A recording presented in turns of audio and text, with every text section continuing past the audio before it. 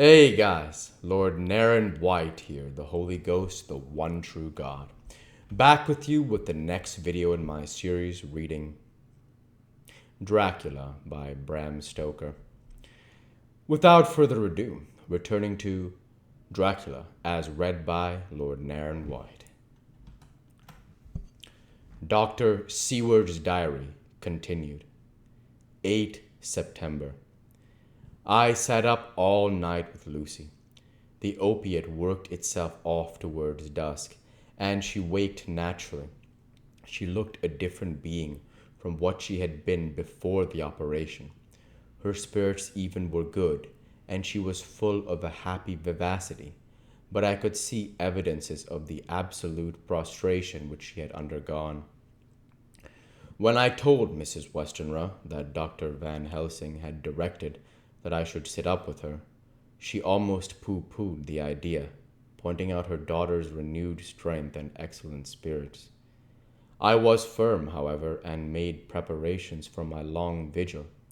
When my maid had prepared for her for the night, I came in, having in the meantime had supper, and took a seat by the bedside. She did not wake in any way make objection, but looked at me gratefully whenever I caught her eye. After a long spell she seemed sinking off to sleep, but with an effort seemed to pull herself together and shook it off. It was apparent that she did not want to sleep, so I tackled the subject at once. "You do not want to sleep?" "No, I am afraid. Afraid to go to sleep. Why so? It is the boon we all crave for." "Ah, not if you were like me. If sleep was to you a presage of horror." "A presage of horror? What on earth do you mean?" "I don't know. Oh, I don't know. And that is what is so terrible. All this weakness comes to me in sleep until I dread the very thought. But, my dear girl, you may sleep tonight. I am here watching you, and I can promise that nothing will happen." "Ah, I can trust you," she said. I seized the opportunity and said, "I promise that if I see any evidence of bad dreams, I will wake you at once." "You will? Oh, will you, really? How good you are to me.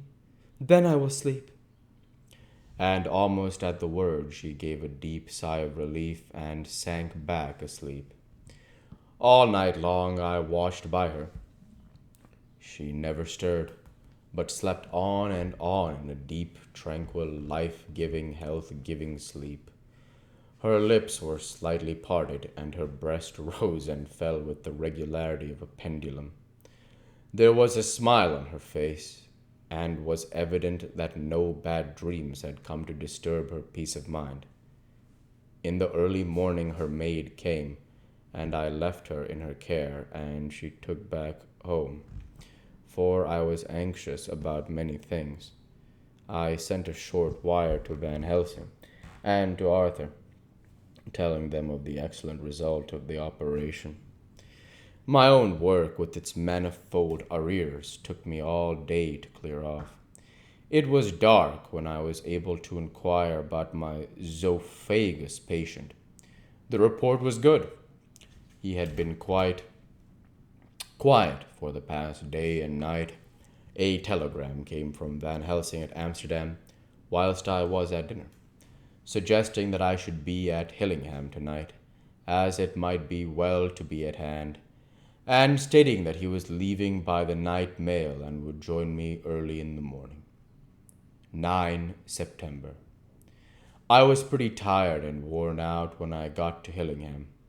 For 2 nights I had hardly had a wink of sleep, and my brain was beginning to feel that numbness which marks cerebral exhaustion. Lucy was up and in cheerful spirits. When she shook hands with me, she looked sharply in my face and said, "No sitting up tonight for you. You are worn out. I am quite well again. Indeed I am. And if there is to be any sitting up, it is I who will sit up with you." I would not argue the point, but went and had my supper. Lucy came with me, and enlivened by her charming presence, I made an excellent meal. and had a couple of glasses of the more excellent port. Then Lucy took me upstairs and showed me a room next to her own, when a cozy fire was burning. "Now," she said, "you must stay here. I shall leave this door open and my door too. You can lie on the sofa, for I know that nothing would induce any of you doctors to go to bed while there is a patient above the horizon. If I want anything, I shall call out, and you can come to me at once." I could not but acquiesce, for I was dog-tired, and could not have sat up had I tried.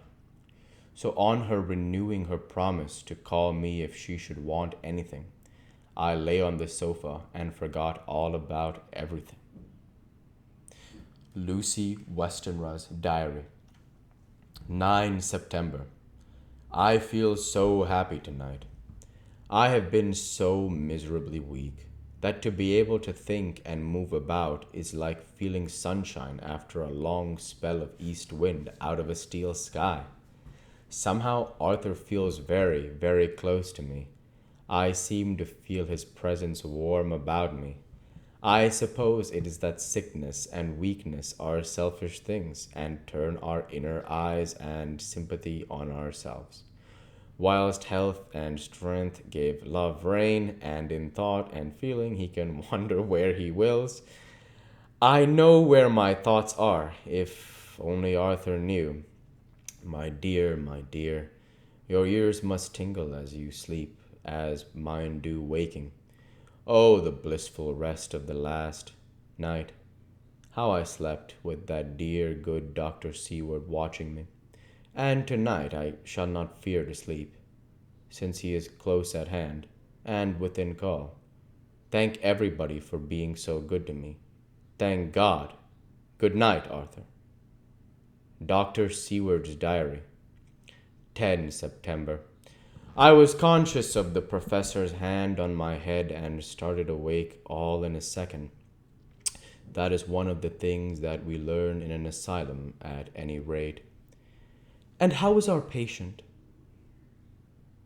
"Well, when I left her, or rather when she left me," I answered.